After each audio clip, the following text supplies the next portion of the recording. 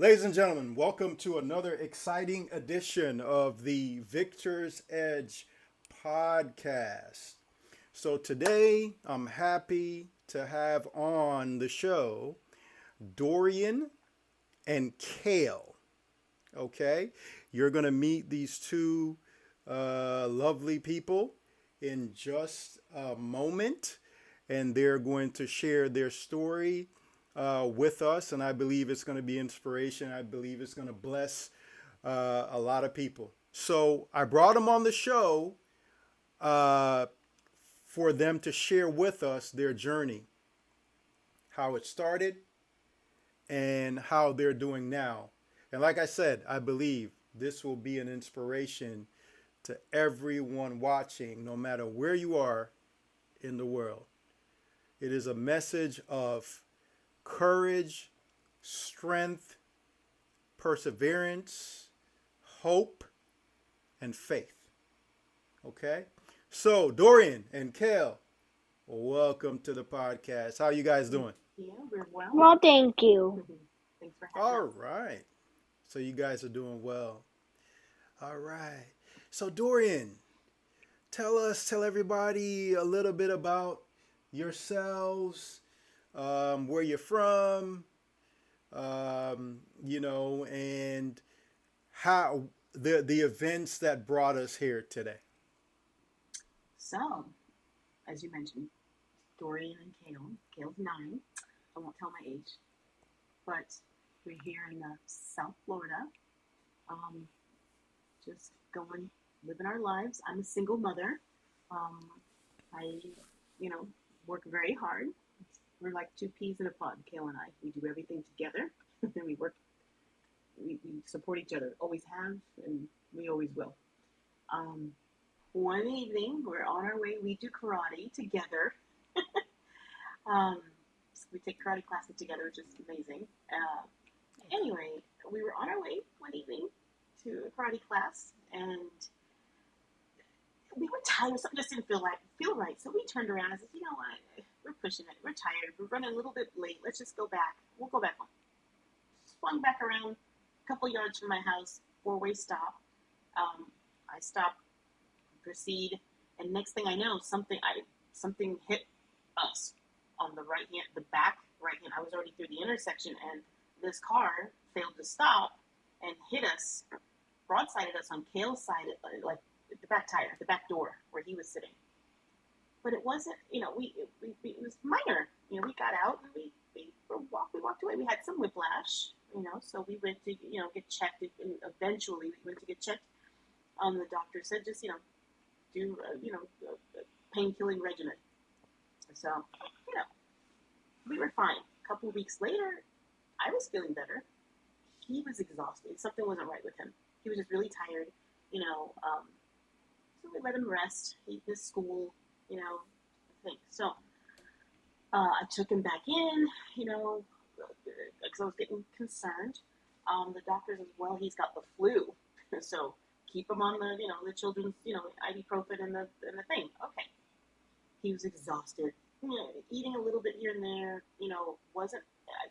So basically, I go in one night to check on him, and I called 911 immediately.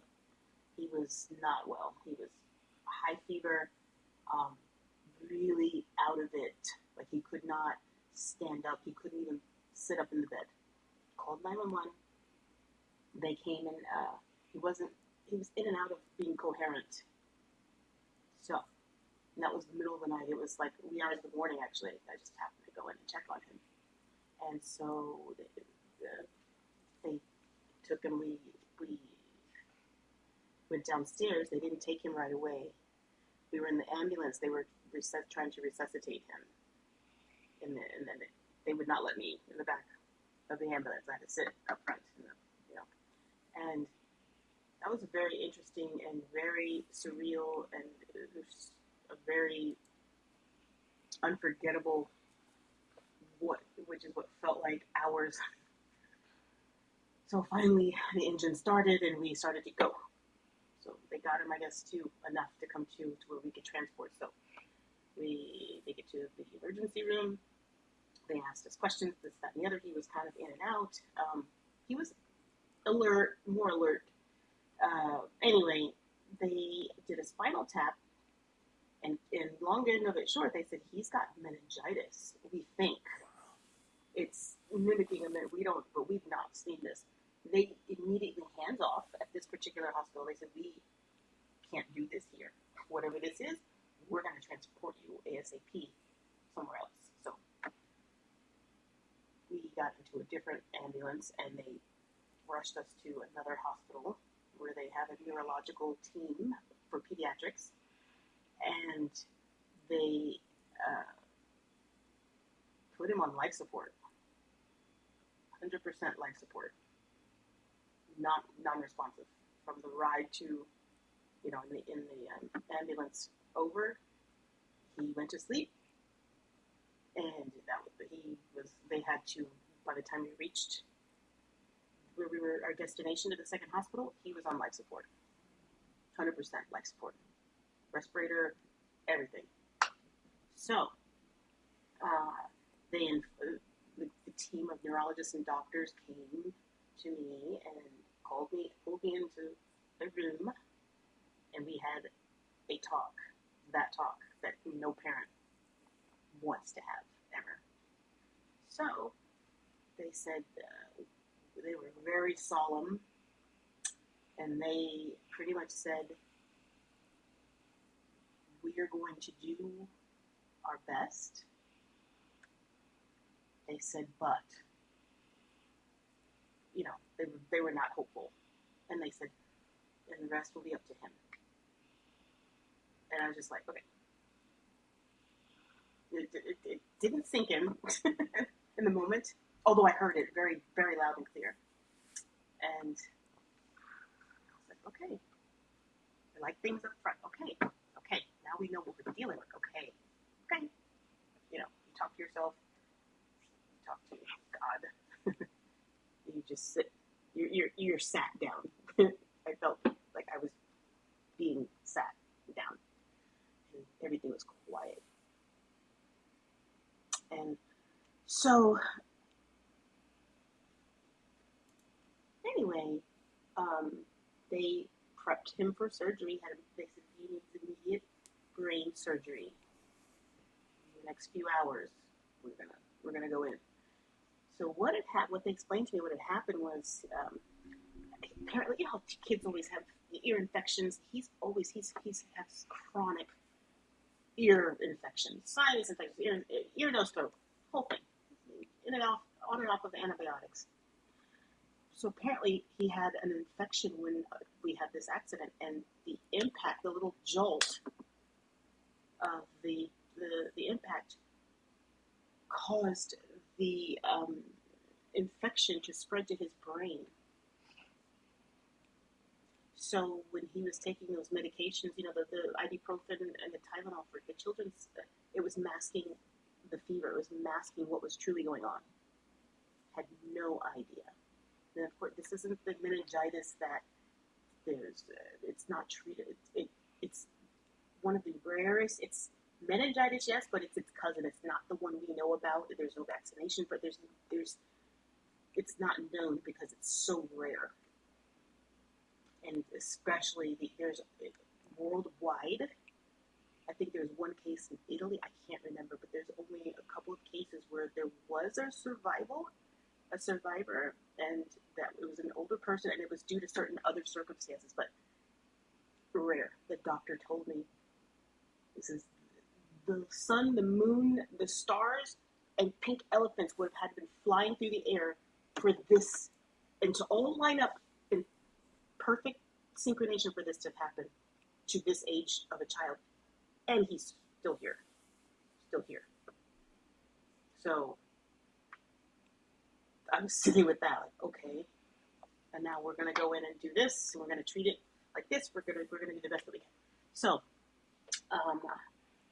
that evening, well, whenever it was that before his surgery, I was seeking comfort, and I happened to, I was stumbling on my phone. I was trying to find some calming music. I stumbled across this channel. And then I wanted to save it. It was such beautiful music. It was very nice. I tried to find the link to save it. I stumbled across the comments, and I read a couple of them, and it felt like they were talking, like these comments were talking directly to me. I was like, wow, okay. I was very touched. So I just, I just quickly wrote a couple sentences. Um, I have a 9-year-old son who, I don't remember what I put. I said he needs brain surgery, like in a couple of hours. Pray for us. And I left it at that. Forgot about it. Went on with the procedures of the day. And later, when I was around my phone again, I kept hearing these notifications go off. And I looked down. I didn't know where they were coming from. I looked, and I was like, oh my gosh. I looked, and that channel that I had been on, there were people from all around the world, thousands by the thousands by the thousands by the thousands, praying for him and us in the situation. Perfect strangers. Some of you are probably out there listening. Yeah, it's us. It was daunting. It was incredible. There were so many things happening, emotionally, spiritually, energetically, just everything. So the surgery went well. They got the fluid that had built up in his brain. They were able to go in through his temple and suck it out or get it out as well. But then they had to let him rest and keep him subdued so that when they removed the life support, we were going to see. They told me it was up to him. We were going to do our part, and the rest was up to him. So they unplugged him, took the respirator off, and took him off life support. He's still here. Wow. Listen, so you said only one other person potentially in the world? I think there were 5. One that had survived for a time where they could study this person, and that was I it? think that was it. My goodness. So you guys were in a very minor traffic accident. Yeah. Walked away from it. Yeah. Okay. Went to school the next day. Walked away from it fine. Yeah. Yep. You recovered well. Well, yeah. But then Kale was feeling exhausted. The medication he was taking was just masking the symptoms. Yes. And one day, he just collapsed. I could imagine that was terrifying. Daunting. Surreal. Just surreal. It didn't feel real. It was just surreal. It was very, I felt like everything was happening in slow motion. What? I felt like I was dreaming. I know that sounds cliche, but I felt like I was in a dream. Wow. I really felt like I was in a dream, I was like, so you go, they take him in the ambulance, and you're speaking to the doctors. The doctors are giving you the prognosis. And they told you they're going to do everything they can. But the rest would be up to Kale. It would be up to him. That's what they said. Right? And Kale, you're still here. You fought through it, right? Right. I'm still here on Earth. You're still here on Earth.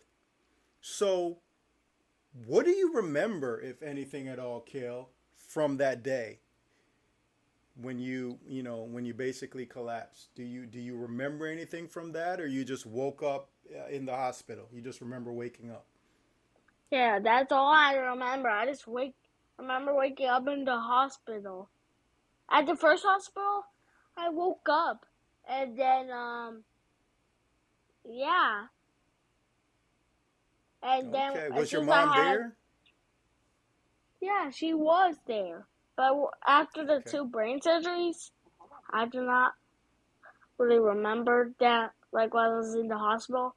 But now, I just told you remember, remember.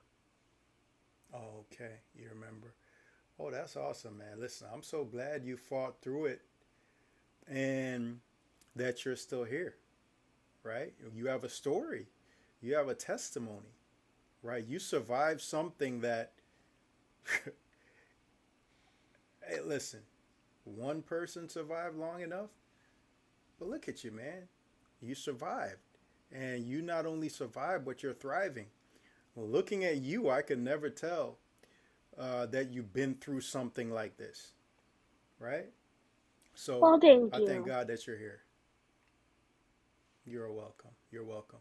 So, Dorian, what would you say was, aside from the obvious, Yeah. meaning your only son is having emergency surgery, um, what would you say outside of that was the most difficult for you throughout the entire process?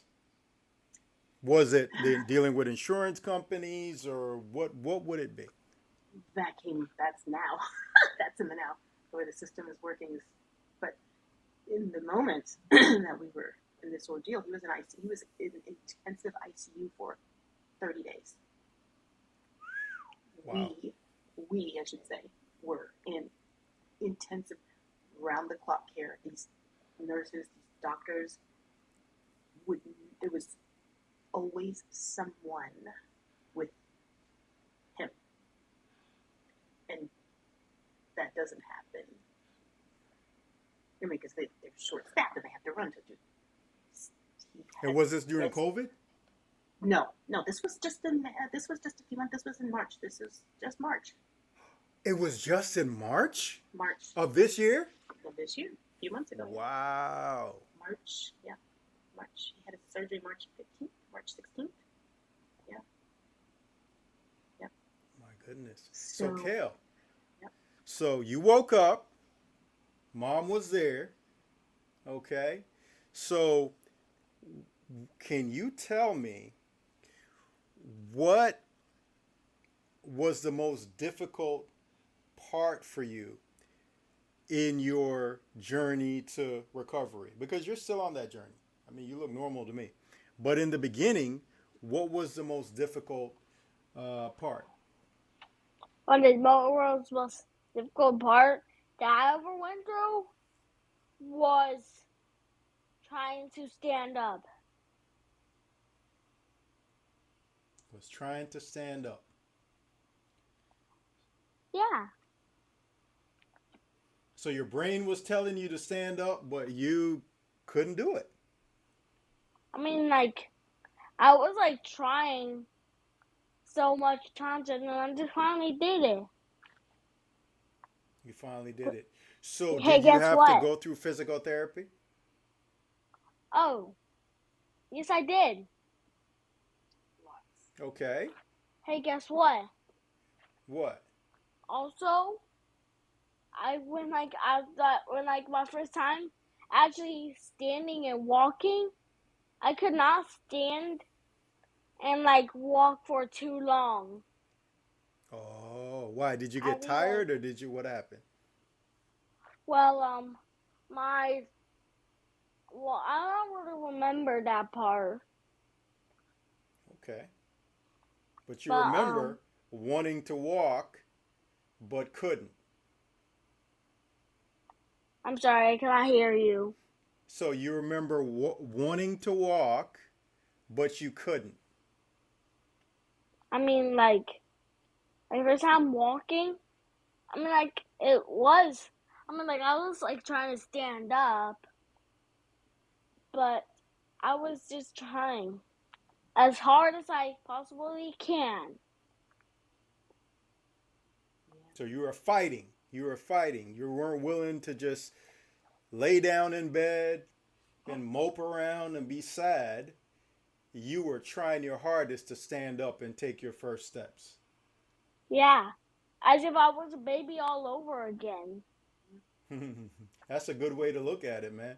So tell me this, Kale. You're the type of young man that's going to make light out of any situation. You're going to find a way to have fun, bring the vibes, bring the positivity wherever you were, right? Yeah. So describe, right. So describe to me how you had fun while being in the hospital. Did classmates visit you? Were there any other kids in the hospital that you liked and played with? Well, I did play with like lots of kids in the hospital. And also, Yeah? guess what? Guess what? Oh, I forgot what I was about to say. Oh, okay. No, it's all right. I forget a lot of things too, man. It's That's okay. part of his. That's part of the nature of where he's at. He has some short-term, memory issues that we are still rehabbing for. Okay. But we'll take it. Hold up, wait. But you Let made you me had just fun. think. Let me just think what I was about to say. Huh? Let me just think what I was about to say. What was I So saying? he skipped a lot. He wasn't able to eat. We'll come back to that, young man. Okay? So I got a question for your mom. So try to remember. Okay? We're going to Okay. come back to you. So, Mom, Dorian, Mm-hmm. it takes a village, Yes. in my opinion, right, to raise kids, Mm-hmm. especially nowadays. Mm-hmm. And I think more so when you have a child that went through and is going through what Kale went through, were there any particular individuals in your village Mm-hmm. that gave you strength For sure. and Oh blessed yes. you in any way Oh yes. Oh to yes. help you to be optimistic and Mm-hmm. positive so that you could continue to make sure that your child would be okay? Yeah. Yes. Very. I don't have my love my family, but Kale and I are the only family here in Florida. So my family's not close. We live in Texas and Ohio and such, but you create family wherever you are. Um, Kale's got grandmothers. One in particular was there with us almost every day. Jackie, you know who you are. Of course, my family on the phone they wanted to fly in. They wanted to, like my mother wanted to be there.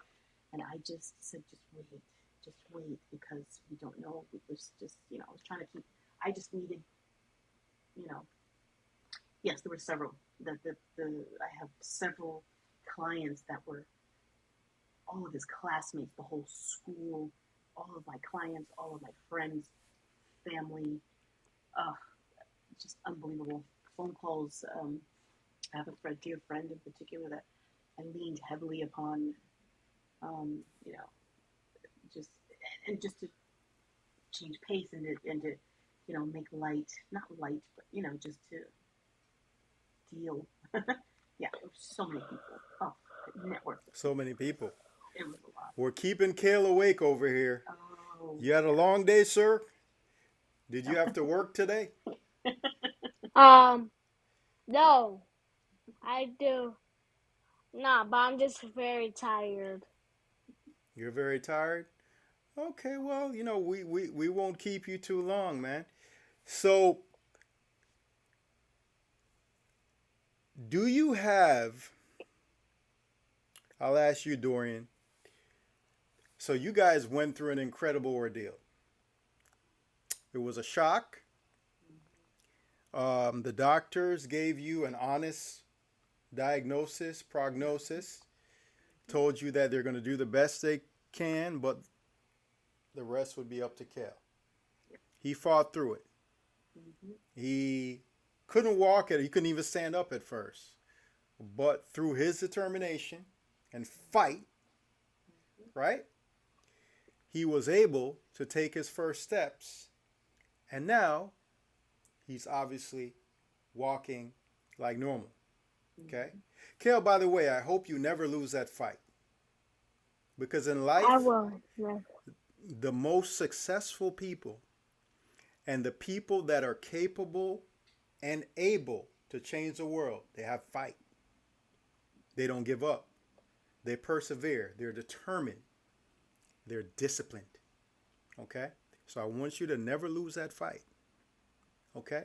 So, Okay. Dorian, do you have any words of encouragement for the millions of people watching out there all over the world that are going through, whether it be health struggles, financial struggles, any type of depression, just any struggle in their Um, lives? yes. Do you have any words of encouragement for them? Personally, can't speak for everyone, but personally, you, your number one, you know, supporter, whether there are higher beings, there are God, and if you call God universe, spirit, he's there. Sometimes we get busy, we're all busy living life, trying to pay the bills and feed the kids and get to school and all the things, and we forget. But as I say, when you get sat down, you're never alone. Never alone. That's number one. If sometimes we're forced to listen and to pay attention, and I mentioned this, be delusional. People thought, some of my friends that would come in and see him, they saw one thing that I saw. Oh, he moved his arm today. We got this. You know, they thought it was crazy. They're like, oh, they would come in like, oh, with tears. I was like, no. Kale's gonna be fine. They thought it was delusional. They thought it was crazy. And you know what? I didn't care because I knew there comes a point in time where you have faith, and you know, he's gonna be fine. Yeah. And he recovered, and he went from not being able to speak, smile, open his eyes, couldn't eat by himself. He was 100% dependent on me and the nurses and such. But I was there doing it. He's my child, my son. I wanted to do the things, But the hardest thing was him not smiling. When he finally came to, I was like, oh, and he's sitting up, and oh, he can sit up in his wheelchair, but he wasn't smiling. I was like, that was very hard. And then eventually, with some work and all the love that was outpoured in the prayers, and he was able to just come back, come back to being Kale, just radiation and happiness and independent, feeding himself and walking. Wanted to run before he could walk. It was great. It was such a journey. But don't let anybody make you doubt what you know to be true. I'll say that. And just never give up, even if it looks bleak and you have no hope, whether it be financially, whether it be your, health.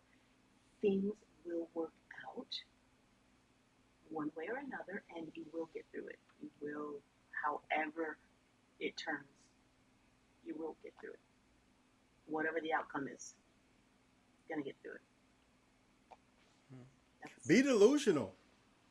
Be Yeah, Dorian delusional. said, listen, man, Yeah. y'all got to be a little bit delulu, like the young folks say right now. You got to be delusional.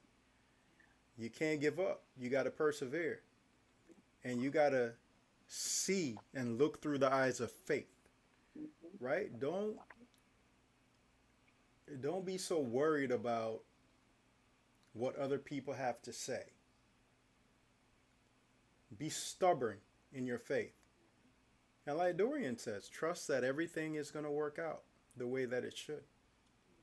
All right. So, Kale, Mr. Kale, Yes. I know for a fact that whatever you decide that you want to do with your life, and whatever you decide that you want to be when you grow up, that you will be extremely successful, right? So I have a Right. question for you, Mr. Kale. What do you want to be when you grow up?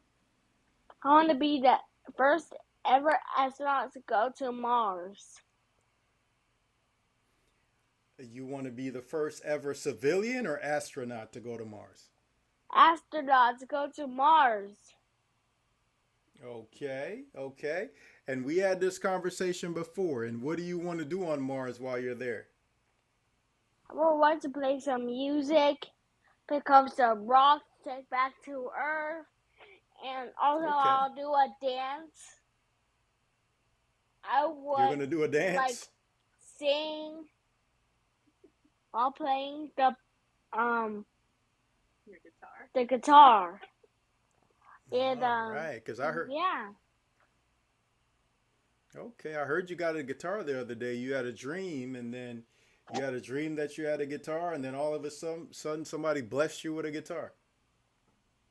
I mean, like, actually, no, that did not happen. I mean, like, I got the guitar before I had the dream about the guitar. Ah, I was a little bit confused. Okay, okay, Yeah, okay. Well, wonderful.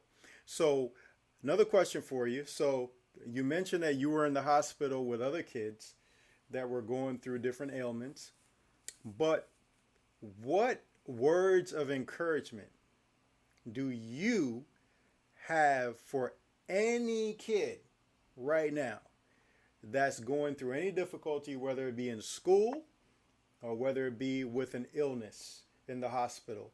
What words of encouragement do you have for them? and we guys had 2 brain surgeries with just like me, or even 1 brain surgery. Then I'll be impressed for you guys. And also, not only impressed, but I will be happy with happiness and joy to you all that are watching right now. Okay, that's awesome. So basically, you're telling them you'll be their cheerleader, right? So you'll be Yes, cheering them on to go through whatever it is that they're going through, right? Are you back in school yet? I was already back in school. Like, You was already hey, back in school. hey, guess what? On Friday, I got out of the hospital, and guess what? Next Monday, already back in. Already back in school. So your mom was telling me that you were excited to get back to school. Yeah, I meet all my friends that I never saw in like a very long time. And Oh guess man. what? Plus, I even met a new friend. You met a new friend? Yeah, at first he wasn't my friend, but now he cares about me and what I have been through. Well, isn't that a blessing? Yes, it is. Plus, guess what? I'm not made out of weakness. I'm not made out of paper, glass, not even wood. I am made out of steel. Still. So you're not a Hard paper champ. steel. Yeah, I'm not. Not at Kale is all. made out of steel. All right. So that's another message to those kids. You're not weak. You're not made out of paper, right? But Right? you're made of steel, right? Right. Is that your message to those other kids? Yeah, which is a saying for very strong. Very strong. And if they're feeling like they want to give up, what are you going to tell them? never give up till the end. And Never also, give up. keep on going until you cannot do it anymore. Wow. That's a great message, man. Never give up. Keep on going. Keep on moving. Hey, listen, those are words that I can live by in my life. Those are words that anybody can live by. Because I'm sure everybody faces difficult circumstances, right? But Right, it's important, like Kale says, and never give up. never give up. And it's important to stay positive as well, right? Yeah, it's not Absolutely. negative. It is absolutely Not negative. positive. So how's school going so far? You're Well, back acclimated, everything is back to normal? yeah, so far so good. Hey, guess what? Tell me. Do you know I made it almost at the end of the school year and I finished my test at the end of the school year? Hmm. You finish your tests at the end of the school year? Yeah, like way before I was about to actually go get out of school, I finished the test. Oh wow. Well, that's good. It's better late than never, right?